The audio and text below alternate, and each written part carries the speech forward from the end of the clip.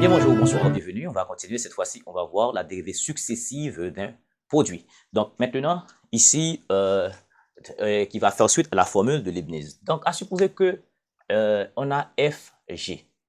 On veut prendre la dérivée première. Ça, on a démontré précédemment. Ça, c'était F'G plus G'F.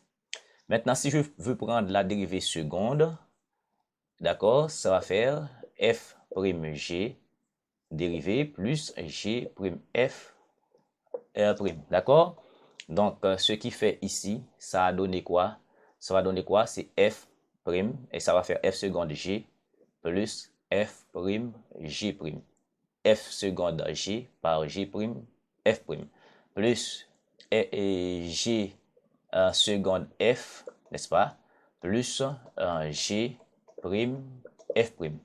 Donc, G', F', c'est F', G'. Donc, ce qui fait, ici, ça va faire, ici, je peux mettre ça ici, ça va faire F seconde G plus 2 F', G', plus G seconde F. D'accord? Donc, si on prend la dérivée troisième, la dérivée troisième de Fg, donc en Fg, la dérivée troisième, ce qui fait ici F en seconde G' plus 2 F', G' plus G seconde F prime. D'accord? Eh bien, ce qui fait ici, on va avoir, d'accord, comme la dérivée du produit, donc ça va faire F troisième G plus F seconde G'. Ici, ça va faire 2 F seconde G' plus 2 F', G second, plus ici G troisième, d'accord, F plus G seconde F'. OK? Donc, qu'est-ce qu'on peut remarquer ici? Ça fait quoi? Ça fait F troisième G plus F seconde G'. Est-ce qu'on a ça? F seconde G', ça va faire 3 F seconde G', plus ici, on a G seconde F'. D'accord? On a G seconde F', donc ça va faire 3 G seconde F', plus le dernier terme ici, G troisième F. Eh bien, arrivé à ce niveau-là, on va faire une conclusion. Regardez, ici, on a 1 comme coefficient, on a 3, on a 3, on a 1. Rappelons que si on a A plus B au carré, ça fait quoi? Ça fait A carré plus 2AB plus B carré. D'accord? Quel coefficient on a là? 1, 2, 3, 1, 2, 1. Quand on fait la dérivée seconde, qu'est-ce qu'on avait comme coefficient? 1, 2, 1. Maintenant, quand je fais A plus B à la puissance 3, ça fait A3 plus A2 plus 3 A2B plus 3A B carré plus B3. Quel coefficient on a là? 1, 3, 3, 1. Ouais, regardez, la troisième ici, on a 1, 3, 3, 1. Pareillement. Eh bien, on peut dire que de tels développements ici, donc la dérivée, la dérivée successive, alors les dérivées successives, d'accord, successives de Fg font apparaître, d'accord, des coefficients, d'accord, des coefficients binomiaux, d'accord, binomiaux de Newton, d'accord, de Newton. Eh bien, pour cela, qu'est-ce qu'on va faire? On va remarquer ici, d'accord, on va essayer de déduire une formule générale. Maintenant, si on veut écrire ça sous la forme de A plus B, donc on va dire que Fg à la puissance 3, à la dérivée troisième de Fg. Donc c'est comme si on a une somme, mais cette somme s'étend d'accord, de 0 à 3. Donc, on a une somme, d'accord, de 0, on va prendre un compteur P et 0 à 1 à 3, d'accord, à 3. Ici, qu'est-ce qu'on a? On a dérivé troisième, mais avant tout, on a les coefficients, d'accord, de 0 à 3.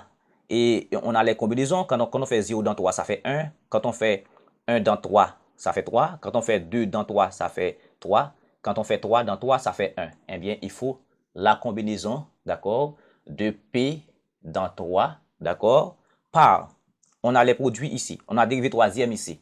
Dérivé troisième, c'est F, je dirais, à l'ordre 3.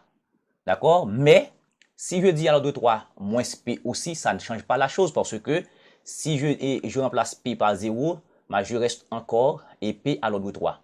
D'accord? Eh bien, ça fait 3 moins P. Et ensuite, il faut avoir le terme en G. Et ici, G à l'ordre P. À l'ordre P, pourquoi? Parce que si je fais P égale à 0, je vais avoir G à l'ordre 0. G à l'ordre 0 n'est autre que J. J'avais dit ça dans une vidéo précédente. D'accord? Donc, maintenant, on a cette formule générale pour la dérivée de l'ordre 3. Et si on développe ça, on va voir exactement ça. Ça veut dire si P égale à 0, on va avoir combinaison de 0 dans 3 qui fait 1.